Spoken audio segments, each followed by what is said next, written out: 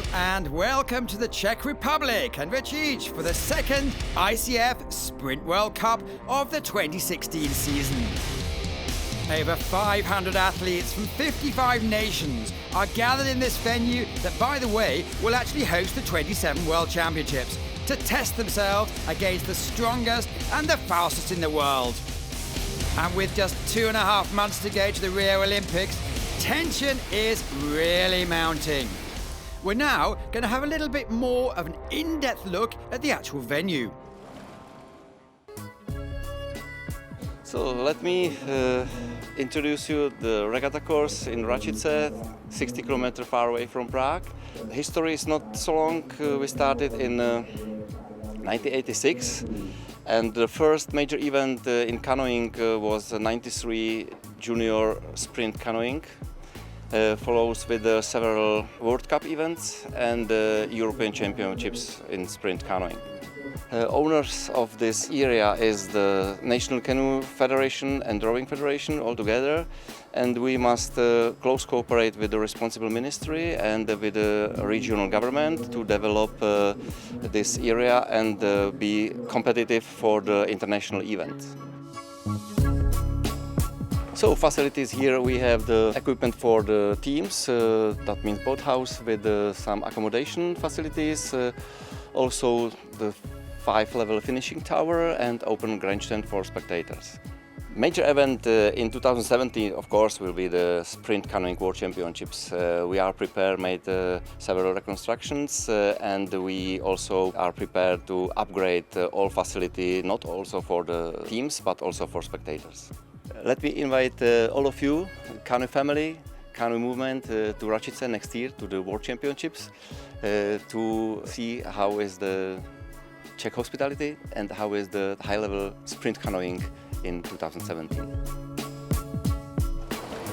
Well, let's have a look at the best of the action. And we're going to start off with the crew boats, the K2 men, 200 metres. Look at this field. Lane 4 Olympic champions. Lane 5, massively on form last year. Heath and Schofield, they won a bronze medal. Heath and Schofield with the yellow tip boat in the middle of your picture. And look in lane number 3 at the top with your white boat. That is Juve and Maxime Beaumont, who have the best start so far. That is Heath and Schofield. Heath, by the way, going in the 200 metres later. It's all in a line at the moment. Maybe in lane number 3, it's the French taking a little bit of advantage out there. But the Germans are coming back in lane number 5 with their black tip boat of well. It really is all in the line. Here's the Germans. Ronnie Rao, Tom Leibischer, as they come up to the line. It's very, very close. Who's going to win? Oh, too close to call. Either Germany or France. Well, they're giving it to Germany. I bet it's close.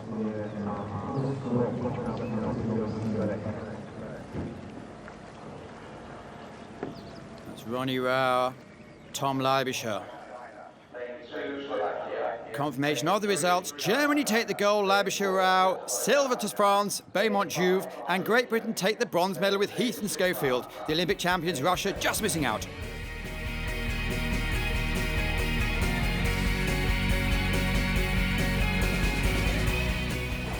Yeah, after Duisburg we was very frustrated, so we wasn't happy with our race, and it was a very important one because of our national qualifications for Rio.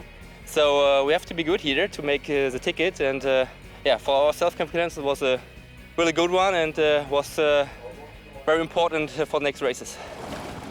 From the men to the women, K1 200 metres. As you'll see, no Lisa Carrington, no Marta Voltakevich, but there are some really on-form athletes. As we saw last week, Ina Osipenko-Odanska from Azerbaijan was on form. Lane number 4 also from France is, by the way, the quickest out of the blocks. There she is. Sarah Guyot, 25 years old, physiotherapy student from France, has taken out the early lead. Well, she's taken out a big lead so far. And if you look at the bottom of your picture, Linnea Stensel from Sweden also doing well. Here's Sarah Guyot, who was talking about a second ago, in your picture. Look at lane number 4, however. It's Ina Radomska from Azerbaijan. Is also creeping back. She's a very powerful athlete and medalled last week in Duisburg. So it's a case of now 50 metres to go. It is Sarah Goya controlling the race. However, Osipenko Odanska is coming back. Who's going to take it? Well, it's quite clear in the end. Lane 6 from lane 4, close on. Third position looks like it's Martina from lane number 3.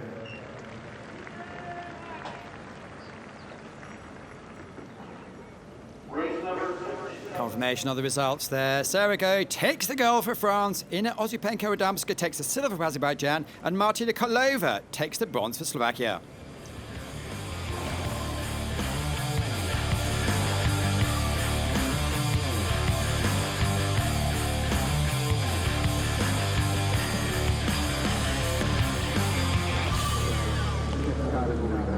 Switching from kayaks to canoes, the men's C1 1,000 metres. All eyes, of course, on lane number 4, Sebastian Brendel, unbeaten for the last 4 years. He's to the right of your picture, by the way.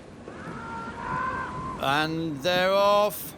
In lane number 6, he's only 18 years old. Sergej Tarnovsky has taken out a huge lead at the halfway point. Representing Moldova, he won the Youth Olympic Games, also 3rd in the World Championships in Milan last year. So look at the picture there, there's only one person in it, but Martin Fuchser in lane number 6 also coming back. Here's a close-up of the Olympic champion who's made his mark, as always he done at this stage in the race. He's forced ahead, 20 metres to go. It's going to be a great victory for Sebastian Brendel. Second is going to be Tarnovsky in lane number 6, and it looks like third in lane number 7 for the Czech Republic is going to be Martin Fuchser, with Ukraine taking the 4th place. Another outstanding victory, but every time Sergej Tarnovsky, 18 years old, as I say, is coming back stronger and stronger. It's going to be a fascinating few months to watch out in the build-up to the Olympics. Confirmation of the result: gold for Germany, Sebastian Brendel; silver for Moldova, Sergej Tarnovsky; and Czech Republic take the bronze medal with Martin Fuchser.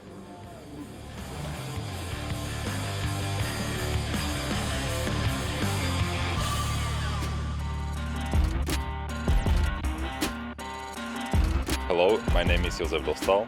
I am 23 years old. I am from Czech Republic and I am world champion from 2014 year in K1 and K4. My target for whole my life was to become an Olympic champion, and I will be very happy if it can be this year. I'm a very big guy, and for me it's very important to have a great technique, so we are working on it with my coach and to stay in the top of the field in K1. I really love canoeing, but my life needs to be balanced. So for fun I do fishing, I love it. I also sing with my mom, with my sisters, because my mom is a jazz singer, and I have a great influence in culture because my father is a woodcarver. When I started to do canoeing, I really enjoy that, and after a few years I realized I can be very good in it. And I also realized that people appreciate my results. So my ultimate goal is the Olympic gold medal. And I don't want to do it only for myself, but also for the people they are supporting me. I see skies so blue and clouds so white, bright blessed day, dark secret night, and that's enough.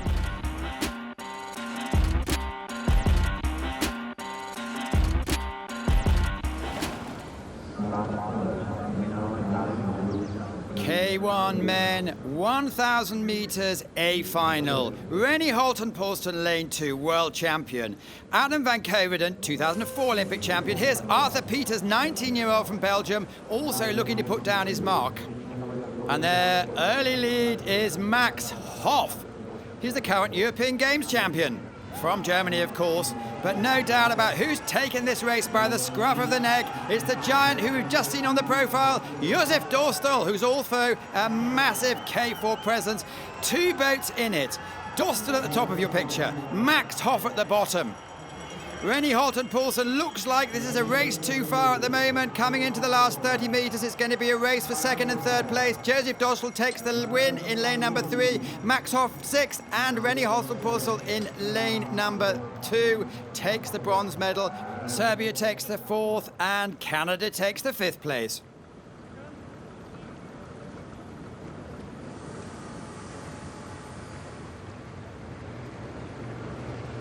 Gold medal goes to Josef Dostal from the Czech Republic. Silver medal goes to Max Hoff from Germany. And the bronze medal goes to Rennie Holton-Poulsen from Denmark.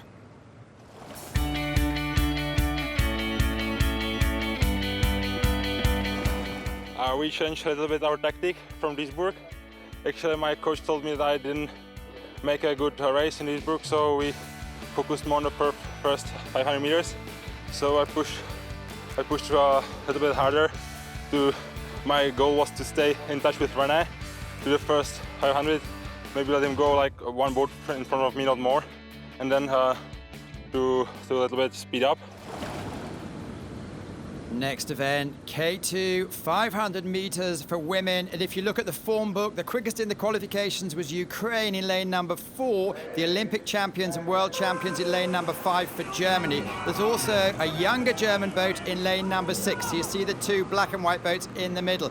As they approach the 250 mark, it is neck and neck between Moldovan sisters from Serbia against the Ukraine in your picture. The Ukraine are pulling it out. Germany, however, in lane number 5 are coming back. Franziska Weber, Tina Dietz have a big finish. And there's the second Serbian team. It's a trial. It's very important who does the best here. Certainly it's going to be not a Serbian victory, it's Ukraine or Germany. Germany coming back. Can they take that famous victory? I'm not quite sure there. Those two very, very close. Even on the slow motion, it's difficult to see who has won. But the picture's focusing on Ukraine. Racice and Todorova, who were part of the K4 team who won in World Cup 1. Here are the official results. Ukraine take the gold, Germany take the silver, and Serbia take the bronze medal. We are very happy that this season we've proved that we, Ukraine, are very, very strong. And we're going to try and repeat this in Rio. The action continues, thick and fast. K1, 500 meters final. All eyes are going to be on lane number 4 in Ozypenko-Radanska. Martina Karlova, who qualified for the Olympics last week, will also want to put down her mark here. And they are off. It looks like Ozypenko-Radanska in the black boat is putting it down. Here is Martina from Slovakia, but no doubt who's saying, this is my race. She's already won an Olympic gold medal in 2008 in this distance, now representing Azerbaijan, and she's really taking the rest on. At the top of your picture, however, it's Yu Zhu from China, the current Asian champion, who's also looking good in lane number 2, Martina Karlova, but no doubt about who's saying, this is my race. It's the powerhouse from Azerbaijan. It's being slightly closed upon by China in the top, but yes, she makes it. Ozypenko-Radanska wins the race for Azerbaijan. So she's medalled in the 200 meters and the 500 meters as she's in the Olympic Games. Confirmation of the result. Ozypenko-Radanska takes the gold for Azerbaijan, Yu Zhu takes the silver for China, and Emma Anstad Jorgensen takes the bronze for Denmark. Well, of course, I'm very happy how I performed. I'm going to really work on all aspects of my race, and I'm looking forward to competing at the highest level in Rio. Thank you.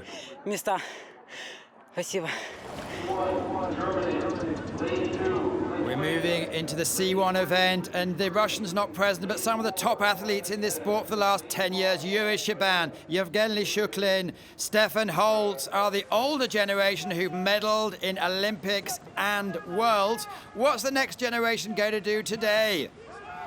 And they're off to a good start. Lane number 4, leading already by a metre or so, is Timur Kadyrov. Here's Stefan Holtz, been at the top of this game for more than a decade now in the outside lane. But no doubt about who's taking it away. It's the 20-year-old from Kazakhstan who's really pushing it hard. However, in the next lane down from him, it's Chang Li from China, also pushing hard. He's had a fantastic season in 2015 with 20 metres to go. No doubt about who's going to cross the line first. It is Kazakhstan from China, and it looks like Stefan Kire from Germany has taken the bronze medal, with Yuri Shaban, I believe, finishing in 4th.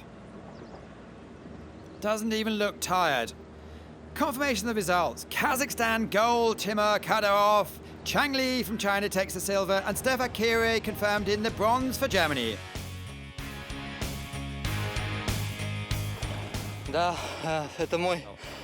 After Duisburg last week, this is only my second World Cup of the year. Of course, it's a new experience for me.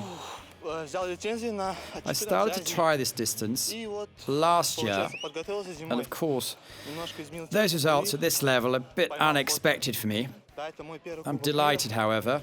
I trained really hard this winter, and I'm really, really happy. Now it's time for the flyers, the K1 men, 200 metres, and it's packed with star names. Mark de Jon, Liam Heath, Ronnie Rao, Ed McKeever, Maxime Beiront, Marko Novakovic, and they're ready for starters' orders. They're off. It looks like Ed McKeever in lane 7 has a wonderful start there. All in a line in the early stages. And who's going to do well? It's Manfredi Rizza from Italy, who won last week, who's showing. But look in that, lane number 5 in the white-tip grey boat. It's Liam Heath, who we saw in the K2 200 metres a few minutes ago. He's taking out a half a boat length's lead. Can he keep it going? In the lane down from him, it's Ronnie Rao, who also was in the 200 metres coming back. And here's Ronnie Rao in your picture now, coming up to the line, 20 metres to go. Maxime Beiront in lane number 8, finishing fast, but it's lane number 5 from lane number 6 from lane number 8. And lane number 3, Mark de Jon, nowhere to be seen, but delighted winner here. It's Liam Heath from Great Britain. Only his 3rd international K1 event, and he wins it. As you can see, extremely close there between 2nd and 3rd place. Confirmation of results. Liam Heath, gold for Great Britain. Ronald Rao, silver for Germany. Maxime Beiront takes the bronze for France. I mean, these 2 weekends just gone have been a practice to get your kind of energy levels right when you're doing K2 and then K1. And in Rio, it's a lot more spaced out, but obviously K2's first. And kind of priority, then K1's after, something for myself. So.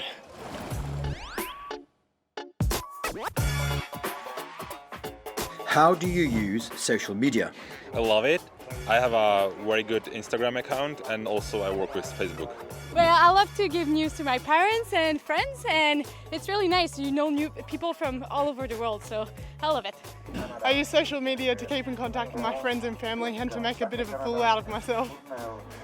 Social media is a good way to connect with friends and family back home while we're racing over here, and they can see what we're doing on the water. I don't really do it. I'm not really into social media. I like looking at stuff, but I don't do much. So I've mainly got 2 sources of social media. Facebook I use for the social stuff, but Twitter I use for mainly the professional stuff involved with the sport. I use social media to keep up to date with all my friends and to use it for all my sponsors. I don't like it so much, but my work wants that I do it. I use it to keep in touch with friends and family. Back to the crew boat. C2, men, 1,000 metres. Look out for lanes 3, 4 and 5. Ukraine, Moldova and Germany. Left of your screen in yellow, Ukraine, who won last week. And next to them was Moldova, who are the first to make it away. It looks like Sebastian Brendel is off to a good start, but after 250 metres gone, it is the Tarnowski brothers, who are 24 and 18 years old respectively, taking out a good lead. As the race continued, it's a question of, can the fast-finishing Brendel do something? In your picture in the yellow, they are the current under-23 world champions. 3 boats in a row. Ukraine, Germany in your picture here, and Moldova. Really coming up to the tight end of the course, and it looks like Moldova want it more than the others. They're really giving it a massive effort here with 50 metres to go. They're pulling ahead. Can Brendel and Van der Eek come back? It's now a 2-horse race. Ukraine are struggling in the yellow. Last 20 strokes. Here they are. Oleg in the front. And it looks like it's going to be a famous victory for the young pair from Moldova, originally from Ukraine. Their father was a champion, and today they've had a lot of fun in the water.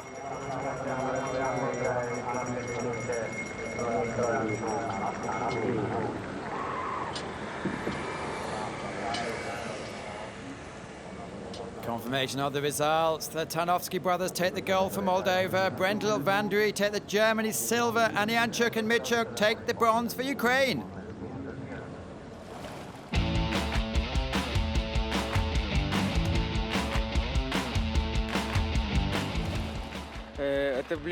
Well, it was very hard, as it was the first time for us making a C2 1000 final. And in general, it's the first time at this level. We didn't really prepare to make it in the double. We just turned up here and performed. From canoes to kayaks, K2 men, 1,000 meters, all eyes, lanes number 4, lanes number 5, lanes number 6, Germany, Australia and Ukraine.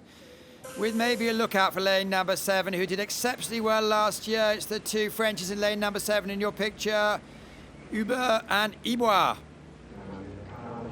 Australia have gone up quick, but look here in lane number 5, it's Germany are accelerating. Max Rentschmidt, Marcus Gross in your picture. They've been on top form now for many years. They've done something they don't often do. They've pulled away early, and this is a statement. And you see just below them, the green tip boat of Australia, who wearing the white tops, are taking over the second place from Ukraine. Australia with Kenny Wallace has the world's fastest finish, but it looks like here Germany have really pulled a surprise. They are in fact going to win by almost half a boat length. Germany take the victory from Australia, Ukraine coming out in third, followed by Hungary, Czech Republic and France.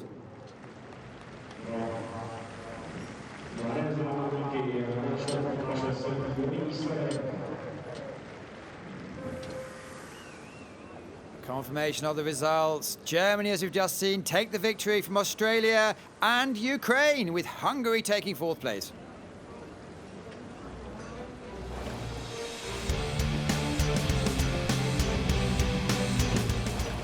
It was a great race.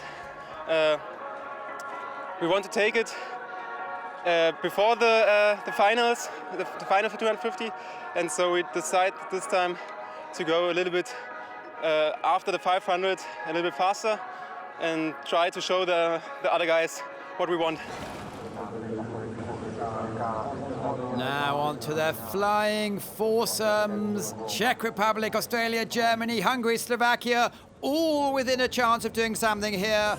They're on the line. It's fast start, fast middle and fast finish. Who's going to be away first? It looks like the Germans in lane 4 have gone off fast. Just below them, the Hungarian legends still performing after 5 years together. But from the 500 mark, Germany are pulling away. The all-star team, Max Rentschmidt, Tom Leibischer, Max Hoff, Marcus Groth, first time in the water together. And look at that, almost a boat length ahead of the field.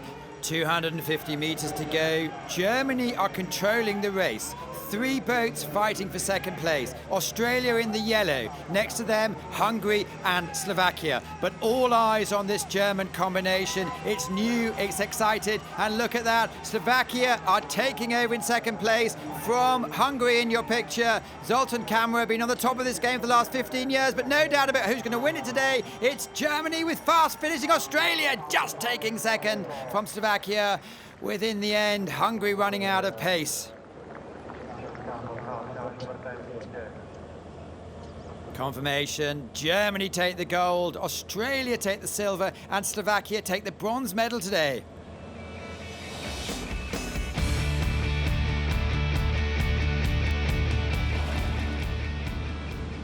Moving on from the flying fours and the men to the women. And again, a top international field. Look out for New Zealand, who've done extraordinary progression in the last year. Who's going to be the first away? Is it going to be Ukraine, who won last year? Well, they're certainly doing well. You see their blue and yellow tops there. Just above them are the German combination. 2 of these girls have already won the K2. 2 of the German girls already came second in the K2. It's very much a 2-horse race. It looks like Germany's slightly pulling ahead. With the top of your picture, it's New Zealand with the black tip taking over to third place. Lots of crowd cheering here. It's going to be a really, really good, fascinating build up to the Rio Games. 2.5 months before they happen. There's Francesca Weber at the front of your picture. Who's going to win this? Again, we've seen 3 or 4 times today. It's too close to call. This is what top international racing's all about. On the super slow motion, Germany have just edged it by a few centimetres, so Germany take the gold. Weber, Herring, Krichtenstein and Dietzer. Germany confirmed as the winners by 1/100th of a second, taking the gold medal from Ukraine, silver, and New Zealand taking the bronze medal.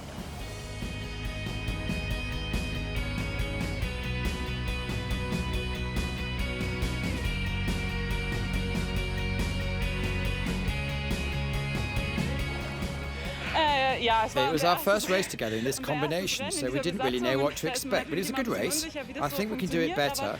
It was good. Yesterday we had a few problems, so we came second. So we closed on the Ukrainian goals. We managed to do it today, and we're very happy. That's it today from us. ICF World Cup number 2 here in the Czech Republic. Thanks so much for watching. I'm Matthew Layton, and we look forward to seeing you at the next World Cup, which is going to be Montemor Velo in Portugal. If you want more information about the athletes, at Planet Canoe.